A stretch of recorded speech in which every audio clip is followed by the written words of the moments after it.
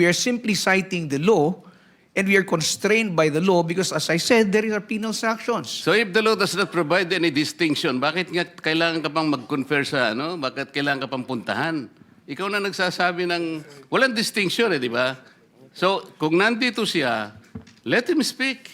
Na hindi na dapat pupunta pati yung counsel niya. Yun lang, mali na eh. Meron siyang sariling counsel, pagkatapos pupunta pa siya sa'yo.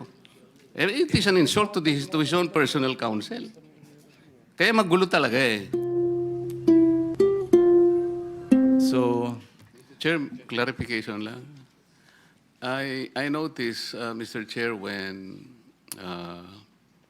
Yusek Bernardo tried to confer with his counsel, the counsel approached him, and then before anything else, he also went to PG Padulyon.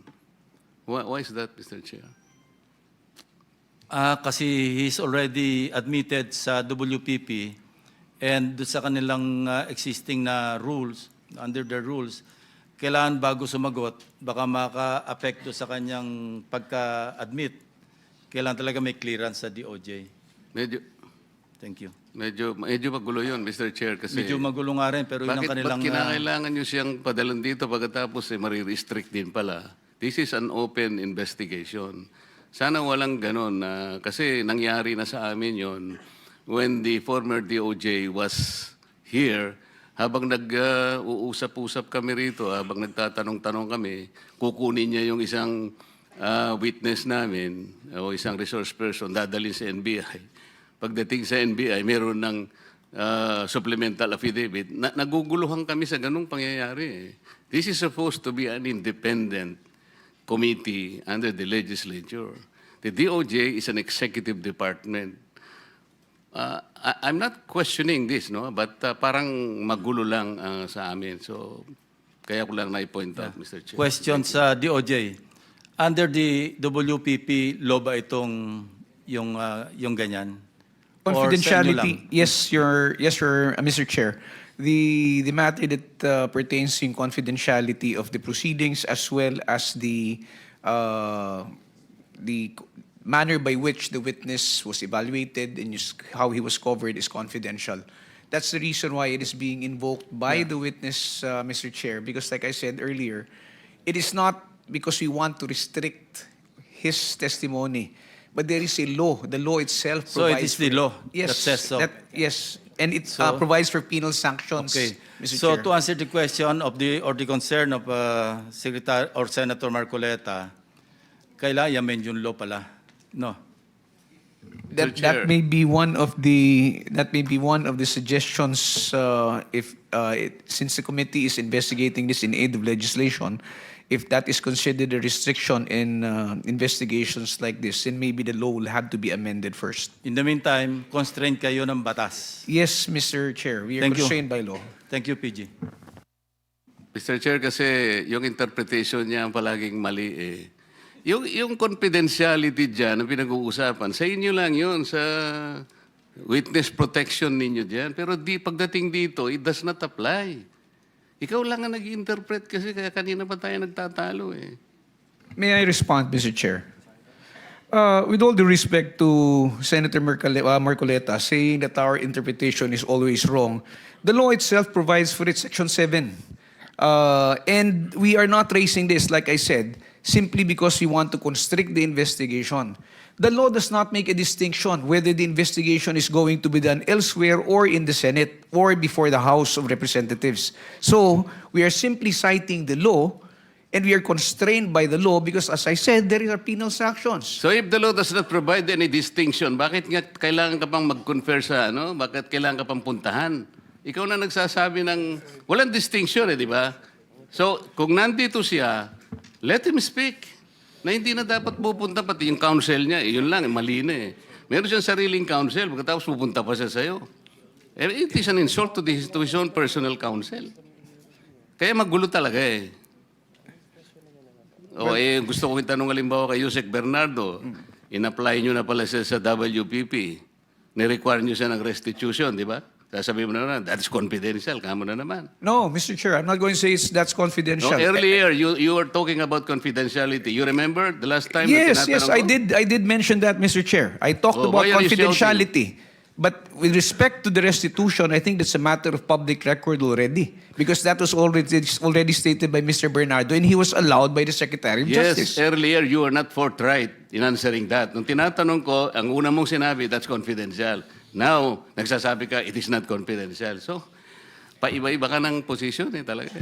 Mr. Hindi tayo magkakasundo. Mr. kahit Chair, if we I'm just... not asking any questions anymore. No, I'm just raising the question to the Thank chairman, you, Mr. Chair. You cannot do that. Thank you. Are we done? So, sige, let's move on. Kung walang members na gusto magtanong do sa ating dalawang bagong witnesses, no, in relation to the Diskaya Romualdez issue, then we'll excuse them already. Mr. Chair, gusto ko sanang magtanong lang sana sige, kung go ahead. papayag ka. Of course. Yung tungkol dun sa Tamarid House sa South Forbes, yung binabanggit mo kanina, di ba? And then you were asking for some parang leeway in terms of a few days para i-vacate ninyo because you're not yet ready with all the things that you need to move out, di ba? Sino yung may-ari ba talaga nung bahay na yon? Your Honor, hindi po kami aware kung sino po yung owner mismo, but we are... I will answer that. Ang may-ari po dati, Doris Magsaysay Ho. And you were there as what? Staff ng tenant. May tenant kasi si Doris Magsaysay Ho na sila nakatira, silang staff. So nung nabenta, existing pa yata yung lease contract, so hindi sila umaalis. Pero pinipilit silang umalis nung bagong owner. And allegedly, ang bagong owner is Martin Romualdez. Yun ang sinasabi. Yun ang sinasabi mo kanina. Yes. At referring to Diskaya. No, let's based on documents, yung bahay na ibenta sa isang corporation, Golden Peasant Holdings Corporation. Incidentally, the major stockholder, also used to sit in the board of at least 2 corporations associated with the former speaker. Ito yung Benguet, no, Corporation. I think mining yata ito. Yung isa yung may joint venture sa ABS-CBN. Dito yung pangalan. Teka. Romualdez something.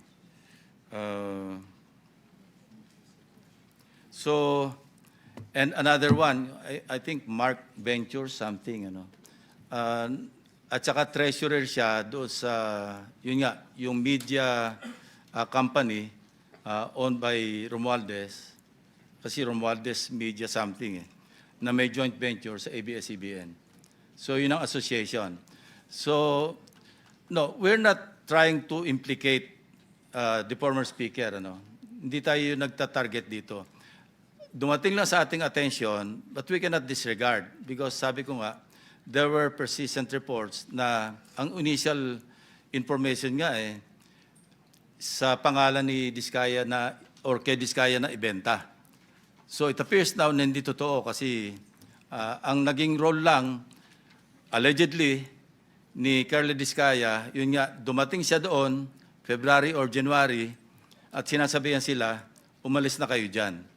So yun lang ang pinagtataka natin. So hindi naman ito enough to implicate or to implead the former speaker. But this is something that the OJ or the ombudsman can follow through. No? We are only providing a lead for whatever it is worth. Yun lang ang purpose dito. Because if you really want to go after the so-called, sabi nyo nga, wag yung sap-sap at saka mga dilis, ano? Hanapin yung malaking isda. And this is the direction that we are taking. But I repeat, hindi to enough, itong information is not enough to implicate, not even implicate the former speaker. This is just, we may just consider this as a lead, kasi merong connection. But of course, dininay naman ni Carla Diskaya, so let's leave it at that. So with that, I would like to ask your permission to excuse the two ladies. Meron pa? Sige, okay. Thank you for the explanation, Mr. Chair.